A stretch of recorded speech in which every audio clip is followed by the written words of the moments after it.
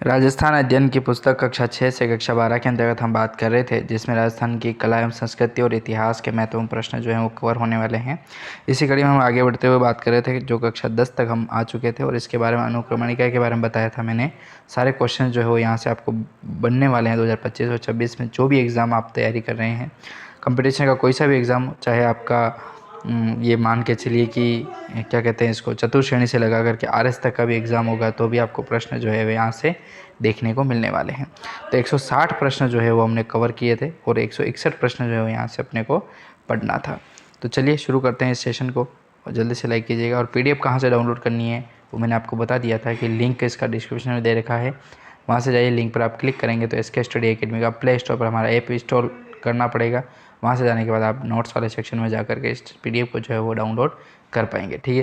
वहाँ पर बहुत सारे और भी नोट्स हैं, वो भी आप फ्री ऑफ कॉस्ट डाउनलोड कर पाएंगे। चलिए 161 का प्रश्न है कि किस युद्ध में शेरशाह ने क्रूरता से मालदेव और उसके सेनापतियों के मध्य अविश्वास उत्पन्न किया था? तो वो था गिरी सुमेल का युद्ध जो हुआ था अपना 1544 में। किस युद्ध में शेरशाह ने क्रूरता से मालदेव और उसके सेनापतियों के मध्य अविश्वास उत्पन्न किया था? तो गिरी सुमेल का युद्ध होता है 1544 में, ठीक है।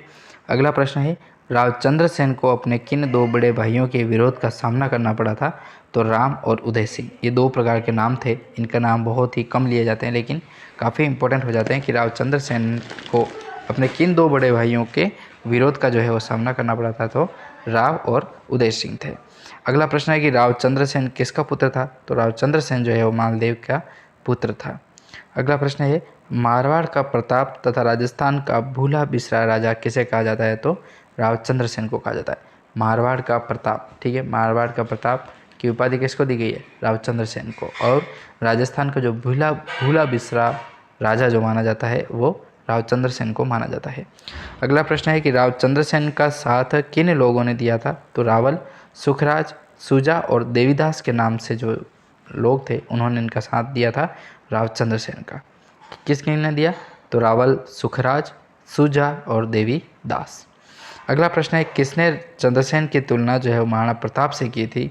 तो विश्वेश्वरनाथ जो थे, रेव थे, उनके द्वारा इसकी तुलना जो है वो की जाती है। चंद्रसेन की तुलना महाराणा प्रताप से होती है, ठीक है, विश्वेश्वरनाथ रेव।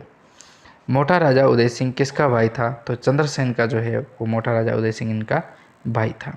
अगला प्रश्न है इसी कड़ी में, मोटा राजा उदय सिंह ने अपनी पुत्री जोधाबाई या जगत गुसाई का विवाह किससे किया था? तो जहांगीर से होता है 1987 में। काफ़ी इंपॉर्टेंट प्रश्न है। मोटा राजा उदय सिंह ने अपनी पुत्री जोधाबाई अर्थात जगत गुसाई का विवाह जो है वो जहांगीर से 1986 में होता है। अगला प्रश्न है जहांगीर व जोधाबाई की संतान कौन थी? तो खुर्रम जो है वो जहांगीर और जोधाबाई की संतान थी, खुर्रम। अगला प्रश्न है महाराजा जसवंत सिंह को जोधपुर का शासक नियुक्त करके बादशाह ने किसे उसका मंत्री बनाया था? तो आसोप ठाकुर राज सिंह कुपावत के द्वारा बनाया जाता है। महाराजा जसवंत सिंह को जोधपुर का शासक नियुक्त करने के बाद बादशाह ने उसका मंत्री जो बनाया था वो बनाया था आसोप ठाकुर राज सिंह कुपावत को। अगला प्रश्न है किसके विश्वासघात के कारण धर्मत में उत्तराधिकार के युद्ध में दारा की पराजय हुई थी? तो कासिम खां के द्वारा इसकी पराजय होती है।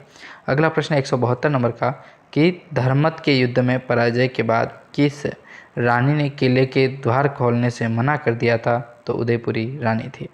उदयपुरी रानी के किले के द्वारा जसवंत सिंह के लिए न खोलने की कथा को किसने मान्यता दी थी? तो श्यामल दास के द्वारा मान्यता दी जाती है। अगला प्रश्न है मारवाड़ रा परगना री विगत किसकी रचना है? तो मनोहर नैणसी की है। ये आपको रट करके याद करना है क्योंकि प्रश्न जो है वो बार बार रिपीट होता है। मारवाड़ रे परगना री विगत पुस्तक किसकी है? मनोहर नैणसी की है। अगला प्रश्न है कि सूरत मिश्र, नरहरिदास, नवीन कवि, बनारसी दास आदि किसके दरबार में थे?